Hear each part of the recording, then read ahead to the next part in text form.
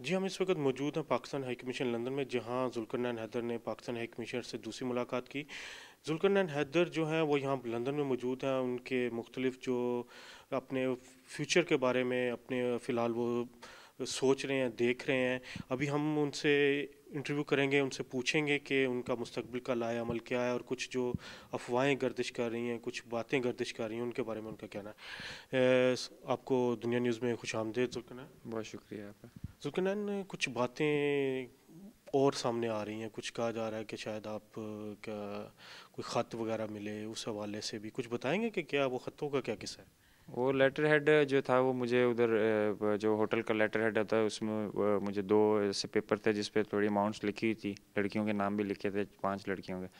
تو اس پہ جو ہے آگے اماؤنٹس لکھی تھی like 35,000, 45 and 55,000, so is equal to 10,000. تو اس پہ تھوڑا سا مجھے شکوک ہوا تھا تھوڑا سا, وہ میں لے کے ساتھ آ گیا تھا, تو وہ میں نے پولیس کو آتے ہی جو ہے وہ میں نے دے دیا تھا. کیا مطلب 35,000 10,000 کیا لکھا گیا ہوا تھا اس میں؟ بس یہی اماؤنٹ لکھی تھی, نہ کوئی پاؤنڈ تھا آگے, نہ کوئی ڈالرس کا کوئی نشان تھا, صرف 35,000 تھا, 40,000 تھا, اور 55,000 تھا, اور از اکول ٹو 10,000 تھا. تو اس سے تھوڑا سا عجیب سا ایک نیگیٹو میرے ذہن میں آتا تھا کہ یار کچھ ایسا ویسا مسئلہ ہو. تو میں پھر وہ لے کے ساتھ آیا میں, اور وہ میں نے اب اگلے دن ہی جب میری ہوئی پولیس سے امیگریشن کے بعد تو میں نے ان کو دیا سر. یہ خط آپ کے ہوٹل کے کمرے میں تھا؟ یہ خط نہیں تھا, یہ مین کے ایک لیٹر ہیڈ پہ انہوں نے اماؤنٹ تھی, وہ آئی ڈونٹ نو پہلے کہ جو رہ رہا تھا اس نے لکھی یا کوئی نیا بندہ آ کے لکھ کے گیا, وہ مجھے نہیں پتہ چلا. اچھا, باتیں مختلف گردش ہو رہی ہیں. کہہ رہا ہے کہ جی کوئی 2.5 کروڑ لے کے آ گیا آپ, کچھ لے کے آ گیا آپ, کچھ اس بارے میں بتائیں گے آپ؟ میں تو یہ کہہ رہا ہوں کہ 2.5 کروڑ لیا ہوتا اچھا تھا, میں پاکستان چلا جاتا, 2 کروڑ کی کوٹھی لیتا, 50 لاکھ کی گاڑی لیتا, اور آرام سے انجوائے کرتا ہوتا. تو یہی کہا کہ باقی باتیں میں نے کی ہیں, اب ہائی اس سے بھی کیا ہے, تو میں نے یہی کہا کہ اگر کوئی ایسا مسئلہ ہے تو میرے ڈیٹیلز دینے کے لیے تیار ہوں جو اب تک ہیں, اور جتنے بھی اکاؤنٹ ہیں میرے سیل کر دیے جائیں اور چیک کیا جائے کہ کدھر گیا وہ پیسہ. چیئرمین پی سی بی کا بھی صبح فون آیا آپ کو, وہ کیا کہتے تھے؟ انہوں نے ہیلپ کی یقین دہانی کھلائی تھی انشاءاللہ کہ جو ہیلپ ہوگی لندن میں ہم آپ کی کرنے کے لیے تیار ہیں. تو یہ بڑی خوشائن بات ہے کہ ایک ڈپارٹمنٹ کا صدر جو ہے وہ یہ چیز آپ کو کرا رہا ہو. اس میں یہ بھی ہے کہ آپ کا سینٹرل کانٹریکٹ منسوخ ہوا تھا, کوئی اس بارے میں بات ہوئی, آپ نے ان سے پوچھا؟